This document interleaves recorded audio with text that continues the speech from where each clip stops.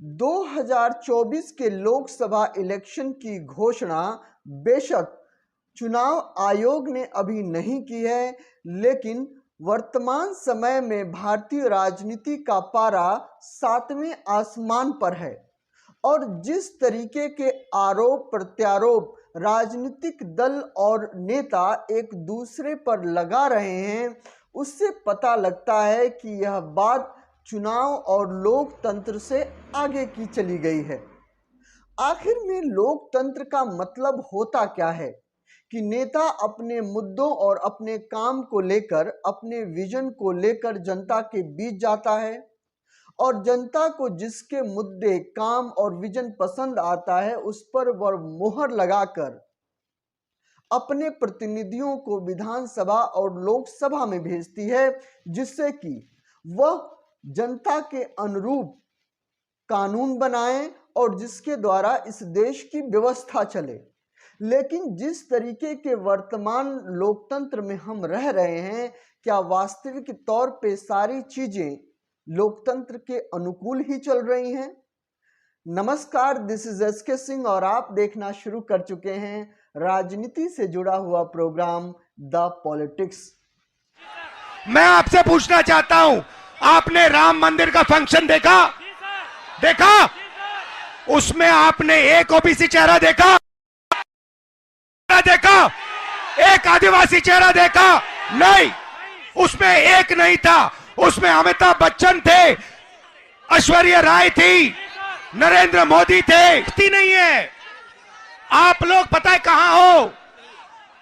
दिहाड़ी मजदूरी जो करते हैं ना, उन लोगों की लिस्ट निकालो, वहां आपके नाम मिलेंगे। और ये लोग क्या चाहते हैं? ये लोग चाहते हैं कि आप लोग कभी भी इस देश को कंट्रोल ना कर पाओ। ये देश आपका है, 73% का है।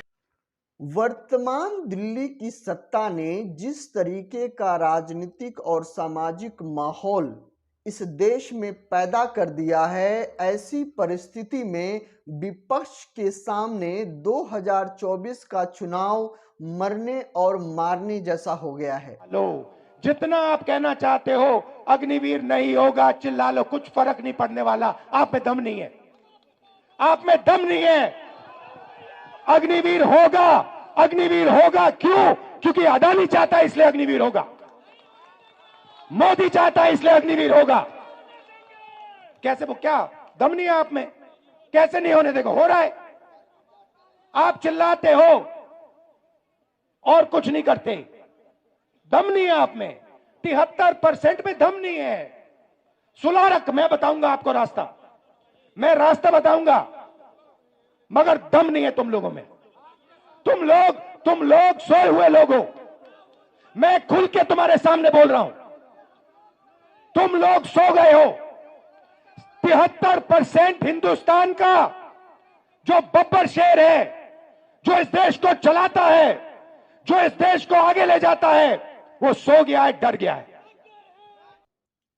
जनता किसको वोट देती है यह कोई मायने नहीं रखता। हम खरीद लेंगे आपके प्रतिनिधि को, और अगर आप नहीं बिके तो हम उस पार्टी को ही तोड़ देंगे जिसको जनता ने समर्थन दिया है। आपने क्या घोटाला किया है, क्या नहीं किया है, यह भी मायने नहीं रखता। हमारे पास इस तरीके की संस्था है कि हम जब चाहे आपको जेल में डाल सकते हैं। और यही नहीं, पुलिस तंत्र हमारे पास है। हम ऐसा माहौल बना देंगे कि आप दोषी ना होते हुए भी चुनाव के समय जनता के सामने दोषी बन जाएंगे, चाहे कोर्ट का फैसला जो मर्जी आए, यह बाद की बात है। और यह पूरी परिस्थिति राहुल गांधी, अरविंद केजरीवाल, अखिलेश यादव, हेमंत सोरेन और इसी के साथ तेजस्वी यादव को जल्दी ही पता लग गया, और शायद यही मामला था कि इन पार्टी और नेताओं ने आकर इंडिया गठबंधन को दोबारा एनडीए के सामने, दिल्ली की सत्ता के सामने आकर खड़ा कर दिया। राजस्थान, मध्य प्रदेश, छत्तीसगढ़ जैसे बड़े राज्यों में मोदी की गारंटी पर जिस तरीके से चुनाव लड़ा गया और जनता का समर्थन मिला, उसी के बाद अयोध्या के राम मंदिर में रामलला की प्राण प्रतिष्ठा के बहाने जिस तरीके से मोदी ब्रांड को पूरे देश में खड़ा किया गया, उसके बाद ऐसा लगता था जैसे इंडिया गठबंधन के हौसले पस्त हो चुके हैं और 2024 के इलेक्शन को लेकर वह अपना हथियार डाल चुकी है। लेकिन जिस तरीके की राजनीतिक परिस्थिति पैदा हुई, उसमें सवाल मरने मारने का खड़ा हो गया और जिसकी कमान राहुल गांधी ने संभाली। राहुल गांधी को यह पता लग गया कि अगर वह एनडीए के सामने, दिल्ली की सत्ता के सामने नहीं खड़ा होते हैं तो राजनीतिक तौर पर उनकी मृत्यु निश्चित है। तो क्यों ना जब मरना है तो लड़ के मरा जाए।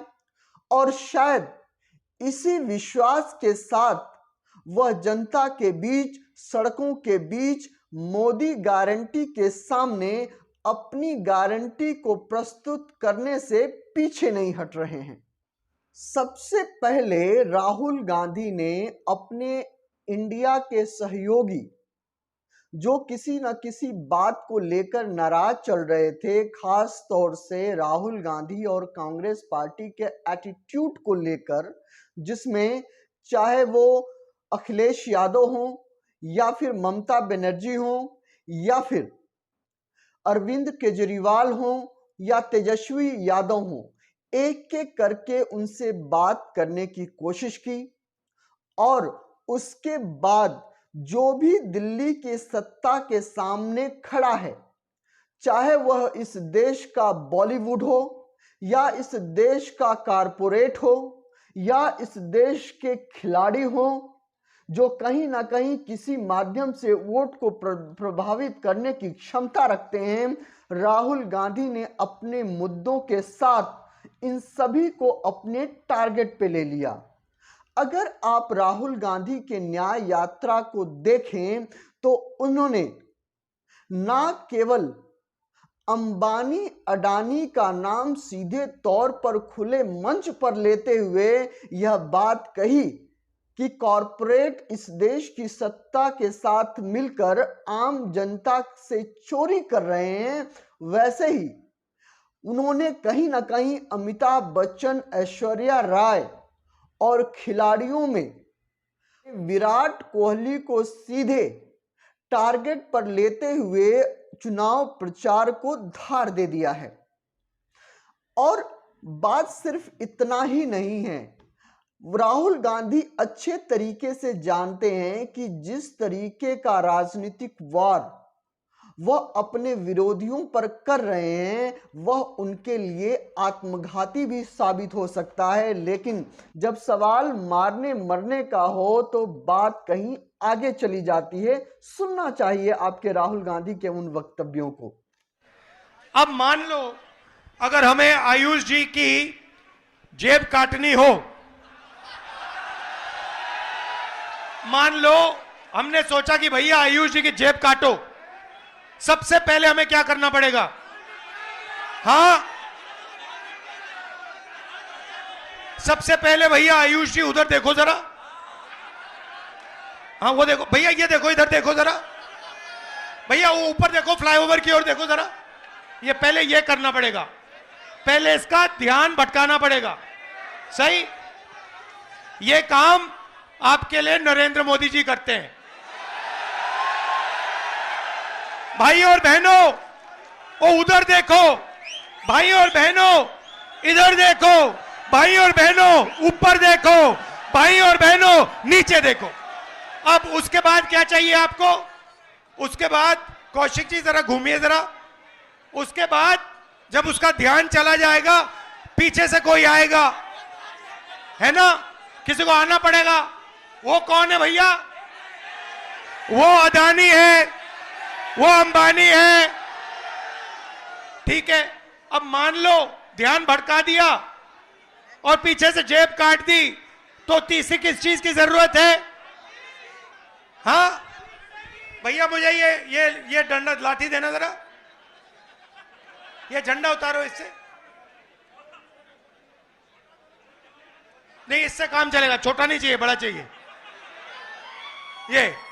और ये तो पहला जो ध्यान भटकाता है नरेंद्र मोदी जी, दूसरा जो जेब काटता है अदानी जी, और तीसरा जो डंडा लिए घूमता है अमित शाह। कही भैया तुम लोगों ने कुछ किया?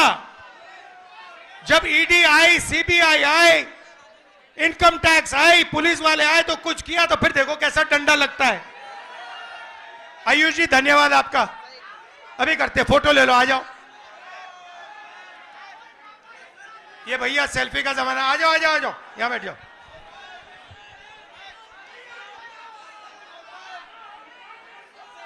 धन्यवाद। तो ये हुआ बीजेपी का सिस्टम। एक व्यक्ति ध्यान भटकाता है, कभी आपको बॉलीवुड की बात बताएगा, कभी आपको उधर देखने को कहेगा, कभी सर्जिकल स्ट्राइक की बात करेगा, मगर ध्यान भटकाएगा आपका। उसके बाद पीछे से अदानी जी आएंगे, जेब काट जाएंगे, और दूसरी तरफ तीसरी साइड अमित शाह जी चुप ऐसे बैठे रहेंगे, देखते रहेंगे कि अगर किसी ने कुछ किया तो मैं दिखाता हूं। ये इनका सिस्टम है। तो वह सीधे तौर पे इस देश के कारपोरेट, इस देश के खिलाड़ियों और दिल्ली को सत्ता को चुनौती देते हुए कहीं ना कहीं नरेंद्र मोदी के गारंटी के सामने, नरेंद्र मोदी की गारंटी जो वर्तमान समय में नरेंद्र मोदी के प्रचार का सबसे प्रमुख भाग है। यदि आप प्रिंट मीडिया, सोशल मीडिया और किसी भी तरीके से इधर उधर नरेंद्र मोदी की गारंटी का गुब्बार जिस तरीके से राजनीतिक आसमान पे छाया हुआ है, उसमें कुछ भी दिखने या देखने की स्थिति में नहीं है। उसके बीच राहुल गांधी ने अपनी गारंटी को रखकर, जिसमें चाहे वह एमएसपी को लागू करने की गारंटी हो, चाहे वो अग्निवीर की पूरी प्रक्रिया को खत्म करके पुरानी व्यवस्था को लागू करने की गारंटी हो, या फिर इस देश के पिछड़े वर्गों को उनकी जनसंख्या के आधार पर इस समाज में आर्थिक तौर पर और सामाजिक तौर पर भागीदारी देने की गारंटी हो, इससे कहीं ना कहीं नरेंद्र मोदी के गुब्बार को खत्म करने की कोशिश की जा रही है। तो एक तरफ जहां नरेंद्र मोदी 2024 के चुनाव को लेकर उनका आत्मविश्वास इतना ऊंचा है कि वह अब इस बात की जरूरत नहीं समझते कि देश का माहौल कैसा है, जनता के वास्तविक मुद्दे क्या हैं। ना ही वो सड़क पर जाकर जनता के मुद्दों की बात करते हुए नजर आते हैं, बल्कि वह मंदिर और धर्म की बात करके इस देश की जनता और युवाओं के मुद्दों को साधना चाहते हैं। अगर आप नरेंद्र मोदी के पूरे चुनाव प्रचार को देखें तो नरेंद्र मोदी का चुनाव प्रचार सिर्फ उनकी गारंटी जो उन्होंने किया, आने वाले समय में विकसित भारत की रूपरेखा 2047 तक खींचना, और इसी के साथ किस तरीके से राम राज्य और मंदिरों और हिंदुओं के संरक्षण का काम उन्होंने इन 10 सालों में किया है, इससे वह इस देश की जनता के मूड को भांपना चाहते हैं, और इसका पूरा अनुभव नरेंद्र मोदी को है। लेकिन इसी के विपरीत राहुल गांधी जनता के वास्तविक मुद्दों, चाहे उनके रोजगार का सवाल हो, चाहे इस देश में बढ़ते हुए कुछ अरबपतियों का सवाल हो, या फिर इस देश में रोजगार की व्यवस्था और अन्याय का सवाल हो, ये सारी चीजों को लेकर वह दिल्ली की सत्ता को हिलाना चाहते हैं, डगमगाना चाहते हैं।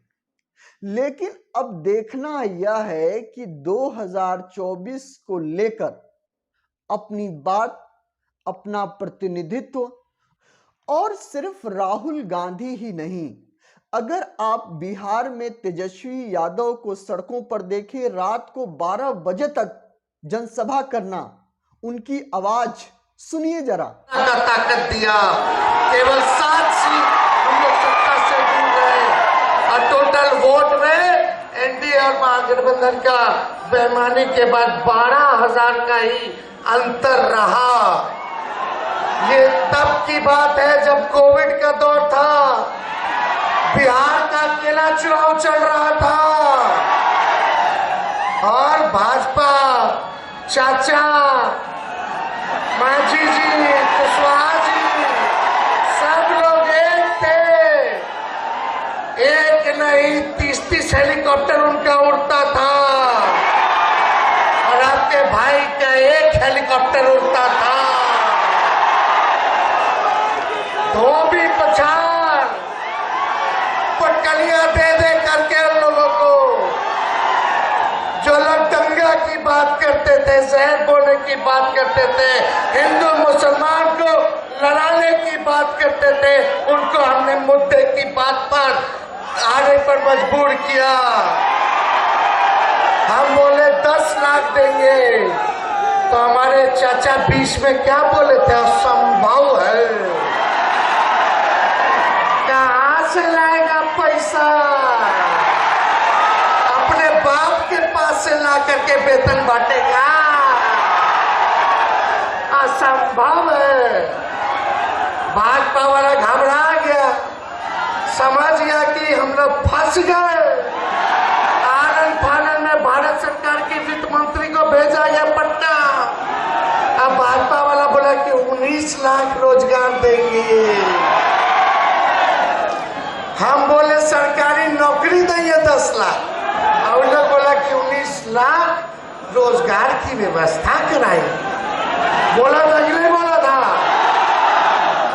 आज फिर भी 2 साल लोग रहा साथ में, 22 तक बताओ किसको नौकरी दिया, किसको रोजगार दिया।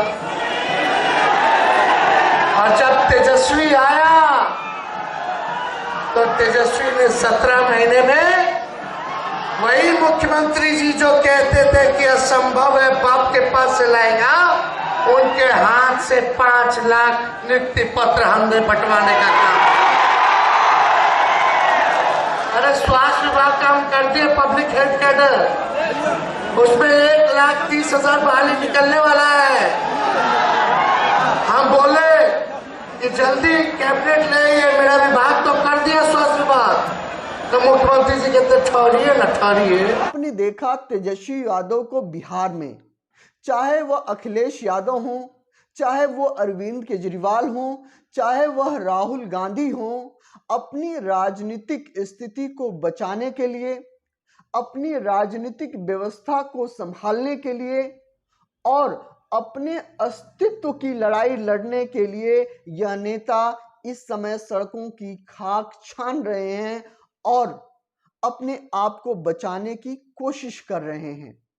अब देखना यह है कि 2024 के इलेक्शन में विपक्ष अपनी गारंटी के सहारे अपनी राजनीतिक अस्तित्व को बचा पाता है या नहीं, या नरेंद्र मोदी पूरे विपक्ष को समाप्त करने में कामयाब होते हैं।